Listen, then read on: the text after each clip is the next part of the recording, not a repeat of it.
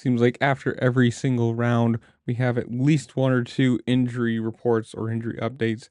And this one, sadly, being no different. Coming out of Indy, we have an update from Joey Savatgy. Now, if you missed it, he had a crash in the main, which ended up taking him out for the night. And, well, he spent the night in the hospital saying, quote, "Not really the way I wanted to spend my Sunday. Bummed. I had a good night going and I felt like I hit the same line as the laps prior, but clearly I made a mistake or something. Punctured lung and some broken ribs. Weekend off came at a good time."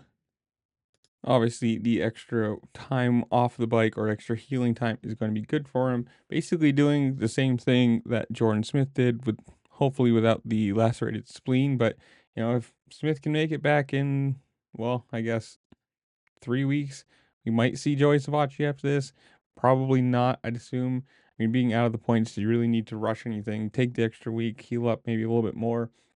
The next round being March 22nd in Birmingham, and then March 29th in Seattle. I don't know. Personally, I think if you got something like this, see how you feel. Take this week off, see how you feel at the beginning of next week, and go from there. But with something like punctured lung and broken ribs, racing is going to be extremely hard. So if he has to take the extra week or something off, probably not the worst idea in the world. But this is where I'm going to leave you guys. Comment down below. Tell me what you think. Do you like Indy? You happy with who won? Do you like the East-West shootout format? Personally, I am a big fan of it. Seeing all the 250 guys just battling against each other. And granted, this year is pretty slim down with injuries, but whatever it is, comment down below. Tell me what you think. While you're down there, make sure to like, share, subscribe, do all fun things this platform allows you to do, because it really just helped me out. I appreciate it. And with that, I'll see you later. Peace.